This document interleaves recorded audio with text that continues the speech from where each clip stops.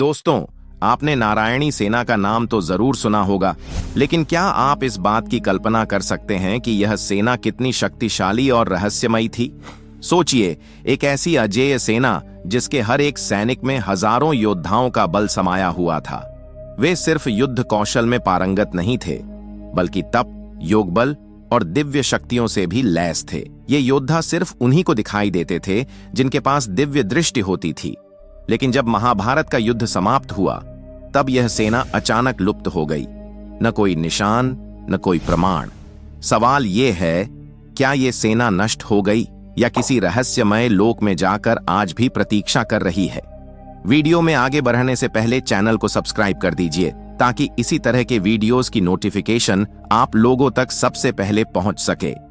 कृष्ण ने द्वारका की रक्षा के लिए एक विशेष सेना का गठन किया था। ये कोई साधारण सैनिक नहीं थे, बल्कि वे थे जो श्री कृष्ण की आज्ञा पर बिना किसी प्रश्न के चलने को तत्पर रहते थे। उन्हें दिव्यास्त्रों, माया युद्ध, मनोविज्ञान और अदृश्य होकर युद्ध करने की कला सिखाई गई थी। यही सेना नारायणी सेना के नाम से जानी गई, क्योंकि यह नारायण की कृपा और आदेश से संचालित थी। जब महाभारत का युद्ध तय हो गया तो दोनों पक्षों को समर्थन की जरूरत थी। दुर्योधन और अर्जुन दोनों सहायता मांगने श्री कृष्ण के पास पहुंचे। कृष्ण ने उन्हें दो विकल्प दिए, एक ओर मैं हूं लेकिन शस्त्र नहीं उठाऊंगा, और दूसरी ओर मेरी अजेय नारायणी सेना। दुर्योधन ने सेना को चुना, उसे शक्ति की जरूरत थी। अर्जुन ने श्री कृष्ण को चुना, उसे धर्म और ईश्वर का साथ चाहिए था। उसी क्षण तय हो गया कि विजय किसकी होगी। कौरवों की ओर से लड़ते हुए नारायणी सेना ने युद्ध को भयावह बना दिया। उनके पास ऐसी मायावी शक्तियां थीं जो किसी भी योद्धा को भ्रम में डाल सकती थीं। वे शत्रु के मन को पढ़ सकते थे और अदृश्य रहकर हमला कर सकते थे। भीम, सात्यकी और अर्जुन जैसे महायोद्धाओं को एक साथ मिलकर इनसे लड़ना पड़ा, लेकिन यह सेना अंतिम सांस तक लड़ी, अनुशासन और वीरता की पराकाष्ठा तक।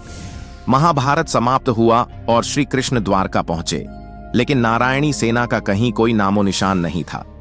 क्या वे मारे गए या श्री कृष्ण ने उन्हें अपनी माया से किसी गुप्त लोक में भेज दिया?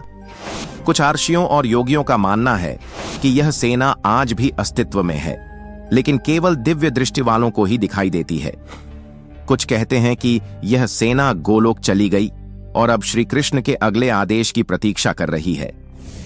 पुराणों में उल्लेख है कि जब कलयुग में अधर्म अपनी चरम सीमा पर होगा, तब भगवान विष्णु कल की अवतार के रूप में प्रकट होंगे और एक महायुद्ध होगा। कुछ ग्रंथों के अनुसार नारायणी सेना उसी समय पुनः प्रकट होगा, उस अंतिम युद्ध के लिए। क्या नारायणी सेना सिर्फ एक पौराणिक कथा है या आज भी किसी गुप्त लोक में अपने समय का इंतजार कर रही है?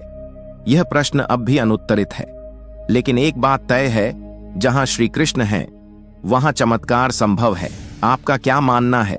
क्या यह सेना अब भी अस्तित्व में है? नीचे कमेंट करें और इस अद्भुत कथा को दूसरों से जरूर साझा करें। तो मिलते हैं अगले वीडियो में किसी नए टॉपिक के साथ। तब तक के लिए धन्यवाद।